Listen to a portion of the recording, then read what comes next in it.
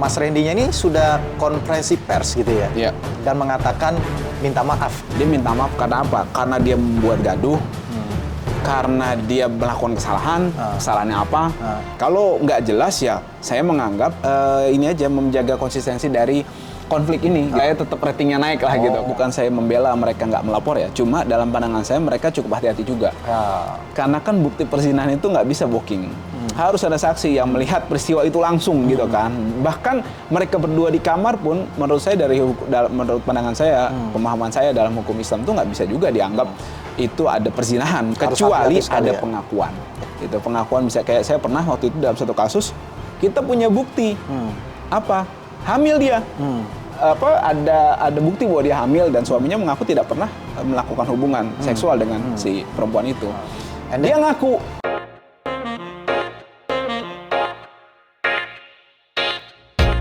Assalamualaikum warahmatullahi wabarakatuh. Waalaikumsalam warahmatullahi wabarakatuh. Kembali lagi di YouTube channel Halo Pengacara. Apa kabarnya sahabat Halo Pengacara? Semoga dalam keadaan sehat walafiat ya. Dan pada kesempatan kali ini kembali Halo Pengacara akan memberikan ulasan hukum terkait dengan isu-isu yang sedang viral di masyarakat yang menjadi perbincangan hangat baik di media sosial dan juga di media massa. Kali ini spesial bersama pengacara dari Habib Rizik Syihab, Bang Aziz Yanuar. Kita akan memberikan ulasan terkait dengan isu-isu hukum yang sedang viral nih Bang di masyarakatnya. Dan sebelum itu kita saat ini ada di Atap Kopi di Kalimalang, deket nggak jauh dari Halim ya Bang ya? Nggak jauh dari Halim dan LRT. Apa tuh? Stasiun oh ya ada LRT juga cepat. ya, kereta cepat ya dari Jakarta Bandung gitu ya.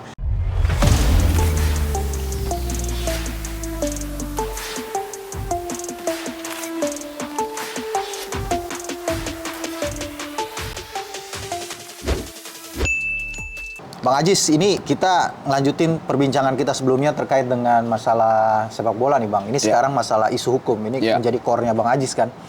Abang memperhatikan nggak terkait dengan perkembangan isu hukum yang ada di Indonesia khususnya, yang sangat viral gitu, apalagi yang melibatkan public figure begitu Bang.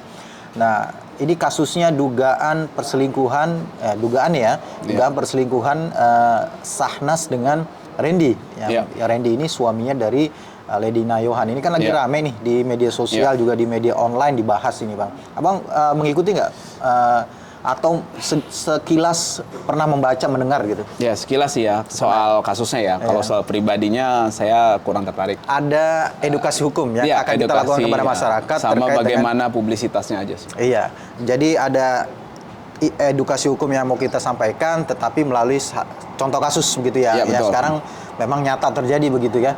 Walaupun itu kan baru sebatas dugaan ya, dugaan perselingkuhan, karena itu juga harus dibuktikan melalui proses hukum tentunya gitu. Tapi ada isu-isu hukum yang muncul Bang. Kalau sebelumnya kita sudah membahas bagaimana sih ketika seseorang mengunggah di sebuah media sosial, Instastory lah, atau di YouTube atau di TikTok terkait dengan rumah tangga misalkan gitu, atau dengan berkaitan dengan misalkan dengan orang lain gitu, apakah itu melanggar hukum atau tidak, pencemaran nama baik atau tidak. Kita sudah ulas bahwa ada SKB dari 3 lembaga yang menyatakan bahwa kalau dia menyampaikan isi fakta sebuah kenyataan itu bukan sebuah pencemaran nama baik begitu ya.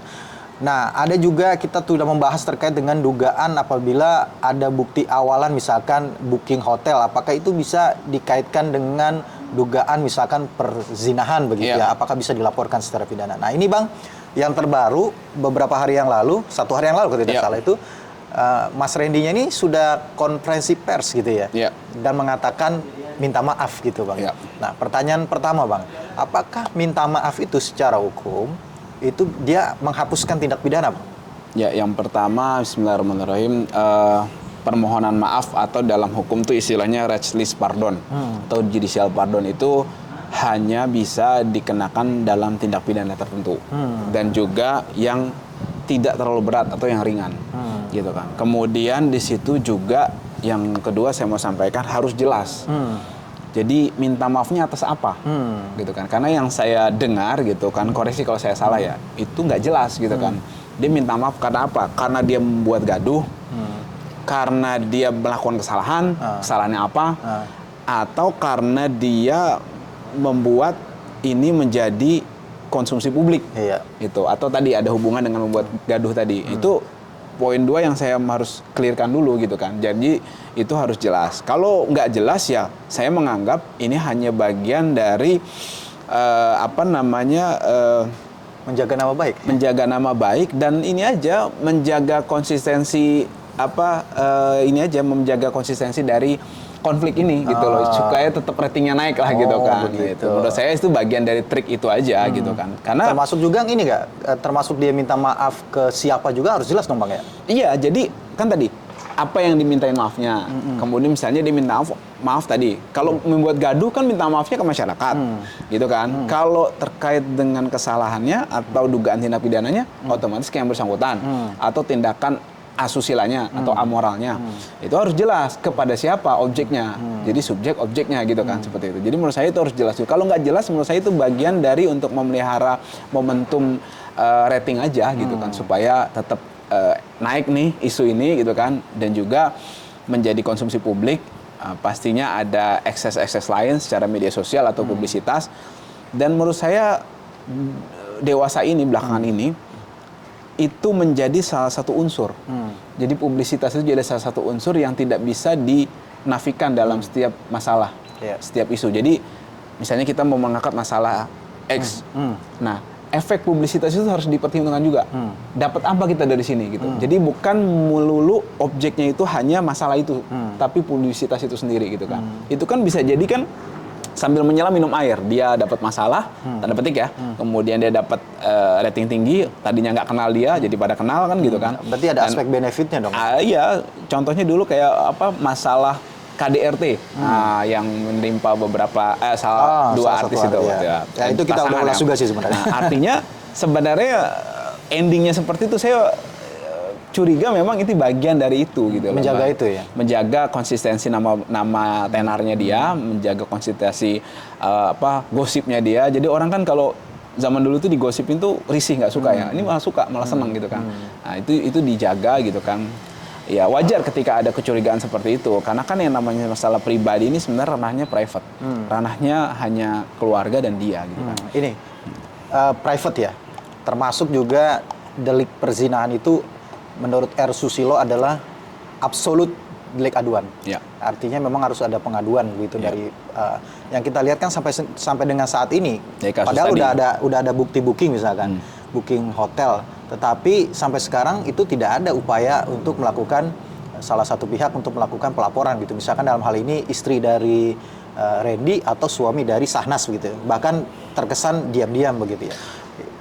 Ini yang menjadi pertanyaan adalah, emang hanya suami atau istri ini aja yang berhak melaporkan atau memang ada pihak lain, Bang? Pihak lain yang berkepentingan tadi menurut R. Susilo tadi kan, delik aduan yang berkepentingan, misalnya orang tuanya. Kemudian, itu dalam KUHP yang baru ya? Ya, enggak. Dalam hal ini ada terobosan-terobosan hukum untuk hal tersebut tuh bisa gitu kan. Bahwa orang tuanya tuh bisa, kemudian juga anaknya juga kalau sudah cukup umur ya seperti itu. Menurut saya sih bisa ya dalam terobosan hukum yang tentu saja nggak diizinkan gitu kan. Kenapa? Karena kan hal tersebut mempertimbangkan aspek-aspek tadi. Apa kerugian dari orang tua itu? Gitu kan, orang tua terhadap anaknya kan ada tuh kerugiannya gitu kan. Jadi menurut saya secara pribadi ya dari yang saya pahami itu bisa, bukannya pasti ya, tapi bisa gitu kan. Jadi secara delik itu bisa, bukannya nggak bisa gitu kan. Kemudian juga tadi soal bukti booking, menurut saya bukan saya membela mereka nggak melapor ya, cuma dalam pandangan saya mereka cukup hati-hati juga. Karena kan bukti perzinahan itu nggak bisa booking, gitu kan. Belum tentu juga bisa jadi dia di situ ada diskusi bareng di kamar hotel, kan saya nggak tahu. Kita nggak boleh loh menjustifikasi persepsi kita yang negatif terkait sesuatu. Atau dia cuma booking doang tapi nggak pernah masuk ke dalam hotel juga bisa kan ya? Atau memang salah satu orang doang gitu. Iya, bisa jadi memang itu cuma buat memancing ketika nanti ini ternyata ada bukti ya, untuk rame gitu kan. Bukti itu kan kalau menurut orang-orang awam itu kan bukti booking maksud saya kan, berarti bener tuh, ya kan? Padahal secara hukum nggak boleh begitu, baik hukum Islam dan juga hukum negara kan. Harus ada saksi. Harus ada saksi yang melihat peristiwa itu langsung gitu kan. Bahkan mereka berdua di kamar pun, menurut saya menurut pandangan saya, pemahaman saya dalam hukum Islam itu nggak bisa juga dianggap itu ada perzinahan gitu loh menurut saya. Kecuali ada pengakuan. Nah, bisa nggak pakai saksi? Pengakuan bisa. Itu pengakuan bisa, kayak saya pernah waktu itu dalam satu kasus kita menuduh zina, itu ditegur sama majelis hakim pada satu kasus lah gitu. Kemudian kita punya bukti apa? Hamil dia, gitu loh yang bersangkutan itu. Di situ ada bukti bahwa dia hamil dan suaminya mengaku tidak pernah melakukan hubungan seksual dengan si perempuan itu. Dia ngaku, mengaku artinya, bahwa itu perbuatan dengan si pria ini. Artinya gitu. Meskipun tidak ini melihat secara langsung, tapi ada dampak, ada impact-nya, ada akibat daripada sebenarnya tadi kalau dampaknya itu tadi disangkal sama dia, bisa juga kita membuktikannya kan nanti ketika DNA kan, paling seperti itu. Nah, dalam hukum Islam mungkin persoalannya itu mengaku gitu ya. Dia mengaku dan si wanitanya ya. Wanitanya mengaku gitu. Artinya pengakuan itu bisa disangkal nggak sama itunya, sama pihak laki-laki ya. Dia nggak terlibat di situ. Artinya maksud saya dalam hukum negara ini maksud saya, bukan hukum Islam ya. Dalam hukum negara Indonesia ini, dari KHI dan juga implementasinya di pengadilan tadi, juga hukum Islam diakui terkait pengakuan tadi. Ya, ini kan juga yang jadi model juga nih, sering terjadi peristiwa seperti itu, tapi mereka memang tidak mengambil upaya hukum pidana gitu ya.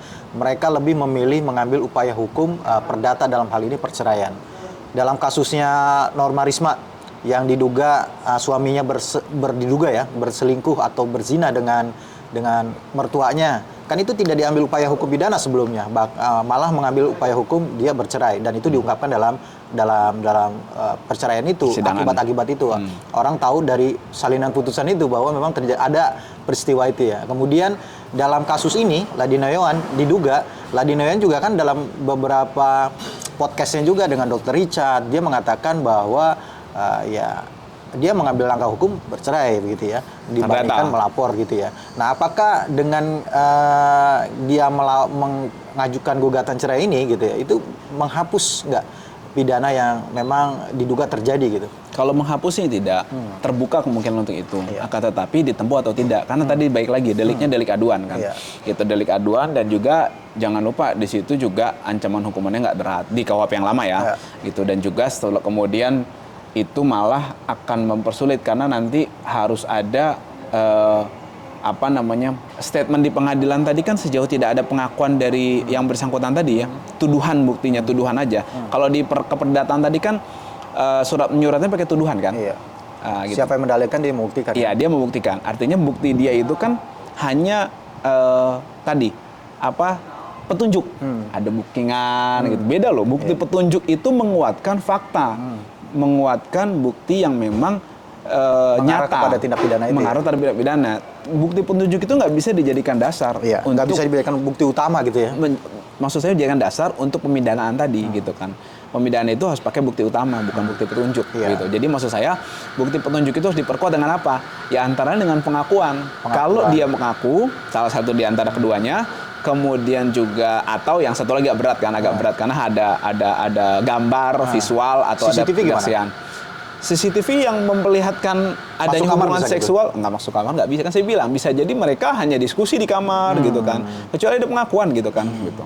Gitu. Tapi alasan itu bisa dijadikan alasan untuk mengajukan perceraian nggak? Adanya dugaan bisa. Sejauh pengalaman dan pandangan saya serta analisa saya bisa gitu kan, bisa jadi dasar karena kan itu kan tuduhan itu kan tadi pakai bukti petunjuk, jadi dasar untuk mengajukan gugatan perceraian bisa, tapi dikabulkan atau tidak oleh hakim itu kan tergantung hakimnya nanti gitu kan. Tapi pengalaman saya sih itu biasanya dikabulkan. Ya, kalau dalam perkara keluarga ini abang bilang kan ini privat ya, apalagi delik perzinahan itu adalah absolut gitu, aduan absolut gitu ya. Apakah pelaporan pidana itu kemudian baiknya ya itu sebagai ultimum remedium atau sebagai primum remedium? Artinya ya ini upaya terakhir, kalau memang nggak diperlukan, misalkan yang terbaik adalah dengan upaya tadi perceraian, ya itu aja yang diambil gitu. Kalau menurut saya sejauh dia bertanggung jawab terhadap yang memang menjadi tanggung jawabnya dia, nggak perlu. Jadi pemidanaan itu hanya ultimum remedium. Kecuali yang bersangkutan, yang bermasalah di sini, yang kita tujukan untuk aduan tadi, itu mengabaikan hak-hak dari yang lain, misalnya hak istrinya, hak anaknya, atau kewajiban-kewajiban yang memang sudah ditentukan oleh hukum atau kesepakatan oleh para pihak itu. Nah, sejauh dia memenuhi itu, menurut saya ultimum remedium aja. Karena bagaimanapun juga kan agak menyimpang nih, bukan masalah hukum. Ini kan masalah perasaan, masalah subjektivitas gitu lah. Artinya jangan kita paksakan. Kalau memang udah nggak mau gitu ya mau gimana gitu kan. Jangan itu dijadikan dasar untuk memidana seseorang. Misalnya situ. Jangan karena like and dislike gitu ya. Ya pasti kan saya nggak suka nih karena dia selingkuh. Dia karena dia nggak mau lagi kan begitu kan. Nah, akhirnya kita pidanakan dia. Padahal dia menunaikan tanggung jawabnya. Kecuali dia tidak menunaikan tanggung jawabnya. Itu pun pintunya hanya kesekian kalinya tadi, itu hanya laporan kedua atau ketiga. Laporan pertamanya ya terkait pengabaian tanggung jawabnya itu. Iya, baik. Ya, kita doakan ya dia bisa menyelesaikan persoalan ini dengan baik gitu ya. Artinya tidak menimbulkan kegaduhan, apalagi tadi yang tapi kegaduhan ini mereka mau gimana?